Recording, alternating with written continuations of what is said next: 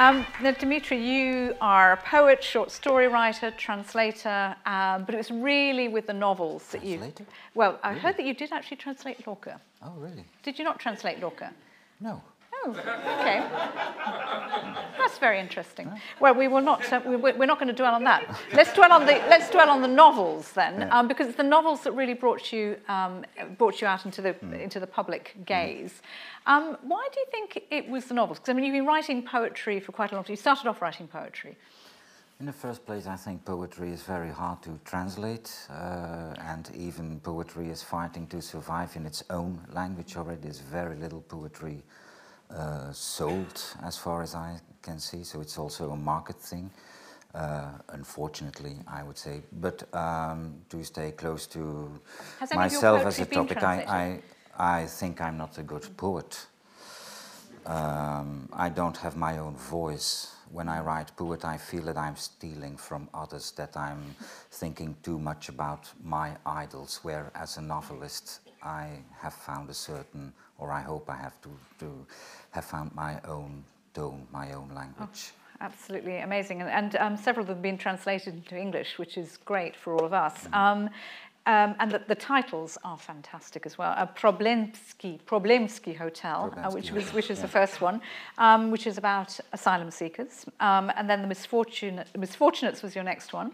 And then Madame Verona Comes Down the Hill, another fantastic title, which has also been translated into English. And is Christ's Entry into Brussels? Yeah. That's in English as well. Yeah. And what about The Latecomer? Is that also I don't out? think it's there yet, but they're working on a They're translation. working on it. Yeah. I'm sure it they will be there about next year. Now, it's well known to your fans, because there are many of them, that you grew up in foster homes and had what they call a difficult childhood, which has formed the basis of many of your stories and your novels.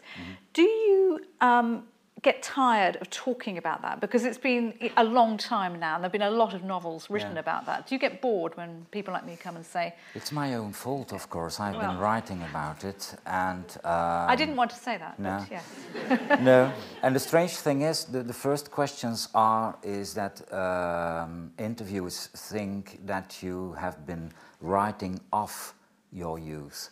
The thing is, I did the opposite.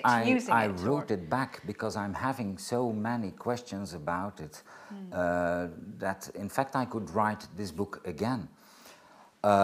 In another way, also writing about my family. I'm visited very often at book fairs, people telling me, "Oh, I have known your father, and I can tell you something you don't know yet." And it's 10 times much worse than I thought. So you're having it back. But yes, sometimes I'm getting tired of it, because it's not always about literature. I wanted to make something with literature out of it, and I'm very often asked to give lectures with alcoholists or in orphanages, and as if I'm kind of a social worker. Do you know a writer called Mark Haddon? Mark Haddon wrote an amazing book called The Curious Incident of the Dog in the Night, and he never ever says that it's about autism, but he is very often asked to go and talk to autistic communities and so on too. But it is in a way you're putting yourself on the line because of what you write about, and very few people dare to write in the same way that you write. I mean, it is so powerful and so honest and so open. It sort of takes you aback, really. The fact that you can write about, lavatories and alcoholism and, men with sort of urine stains down their trousers and, really, I'm not going to go into too much detail, but about people getting pissed all the time and so on. And then it's very funny, but it is very, very tough. Yeah, it's the world I know. And it's easy for me to write about things I do know. I'm pretty lazy, so I don't want to do too much research, and I know this. So this is a really true story. The Misfortunates is your life. The boy in it is called Dimitri. He is 13. It's you. Yeah, it is. Yeah, sometimes it's easy to say it's not really autobiographical, but it is. It is you. Yeah. Right. And you grew up then with these men, uncles, and with your father, Yeah. and your grandmother in your grandmother's house. Yeah, this is the period when I was 13. My parents were divorced, and my father was. He was miserable on its own. He could do nothing. He could hardly make himself scrambled eggs. So, and he had a humongous drinking problem. I mean, starting 5 o'clock in the morning and stopping at midnight, and this every day for years. So he went back to live with his mother, my grandmother. The thing was, 3 of her other sons also were alcoholists and also were kicked out by their wives. So my grandmother had 4 of her 5 sons back, who stayed. They were between 20 and 30, drinking and doing stupid things. And I lived for a while with my mother, but she didn't want me anymore. I remembered her too much to the past, and she wanted to start a new life. So she kicked me out, and I had no other place to go than to my father. So I grew up there with these 4 drinking men and my grandmother. Now you, in the end, and the end of the novel, you remove yourself from that and you go back and visit the family and find that you have very little in common with them. Yeah. You've become a writer. You have a house. I don't think I say I'm a writer. You don't I'm doing something. But it's pretty obvious you're a writer, actually. And that you pay national insurance contributions and that kind of thing. It is a strange thing to do for us. I mean, what you mean in Belgium? If you carry the name Verhulst, if you're a member of that family, it's something you definitely don't do. You don't. So there was this distance, and indeed that's what the book is, because in the first part I'm writing about we. There is this feeling of brotherhood. We are together. We are the losers. This solidarity of the losers. But I've been taken out of this family by social services. I've been put in foster parents, and I have spent the rest of my youth in an orphanage. So I've been taken out of it, and later in life I went back to my family, and I noticed I am not one of them. I have loved this feeling of brotherhood, sharing this unity of losers, the abandoned ones. It had something beautiful, really, but I was not part of it anymore, and I didn't want it at all. And you also, you didn't speak the same language either, because you were speaking standard Dutch by that time, and they were speaking a dialect. Yeah.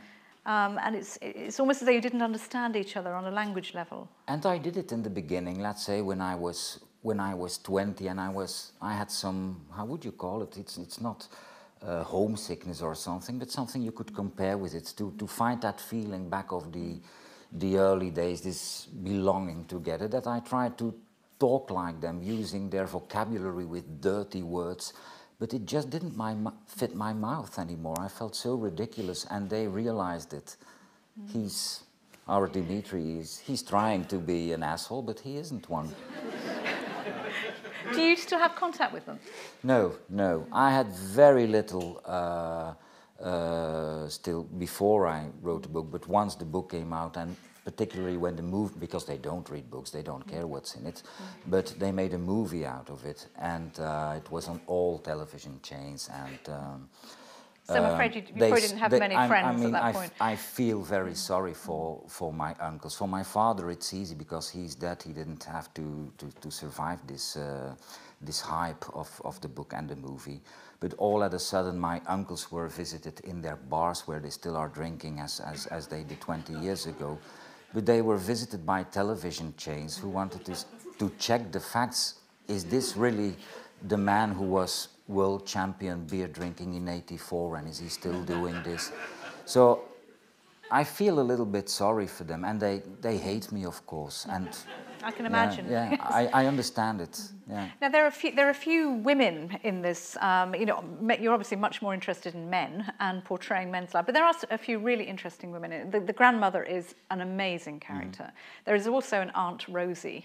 She appears right at the beginning, and it's my spelling as well too. It's quite a miracle. I mean, the women are marginal. Do you like women? Is this the moment of my coming out or something? No, but no. You mentioned Roddy Doyle. Yeah. You haven't answered that, but anyway, I'll let you. I started writing in the 90s. My debut was in 99, but the thing I debuted with was written in 94 or something. And you had this wave of alcohol literature from the Irish. It was very popular in Europe. And I didn't want to publish this one. I kept this story for later for reasons I wanted first to become a better writer, because once you write it, it's done. You cannot do it again. But also I didn't want to jump on this car of popular literature. But the thing was, later I realized, no, it's stupid to compare it with Roddy Doyle and this Irish literature, because there you always had the comfort of the mother. The men were drinking and were giving their families a miserable life, but there was always the mother. And she was not always loving her children in the perfect way, but she was there. It was a resort of comfort. And I didn't have this. So it was, when I realized this, I could put these women away. And it's true, I am playing with the role of the women in this book because they are not really there. They are there to clean the vomit. When, I mean, it sounds a little bit rough, but it was like that. When one of my uncles had vomited again, he just shouted the name of his mother and she cleaned it. So you have to do something with that. In literature, you give these women a certain role where you start feeling, indeed, do they really like women, or what function do the women have in these lives? Have you ever written a book about a woman, with a woman as the main character? Yeah, of course. You mentioned it, for instance, Madame Verona Comes Down the Hill. And I haven't read that one. Yeah. But how does she come over? Naive. She believes too much in love. I think, in a naive way. I don't say that you cannot, I believe very much in love myself, but that way of believing in love is a little bit naive. You're going to read something for us? That'd be great. I can stand there. Fantastic. Now, there's a wonderful quote actually from this while Dimitri's getting ready. It's the misfortunates have a more realistic view of the world, and it is one of the wonderful poetic sentences from this beautiful book.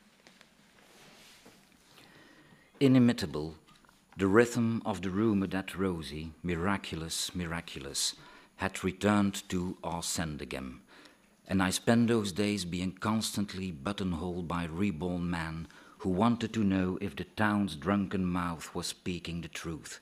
It definitely was, to our astonishment as well. Auntie Rosie had come back with 2 black eyes and her head bowed, asking if she and her daughter could move in with us for a while. With us meant with my grandmother.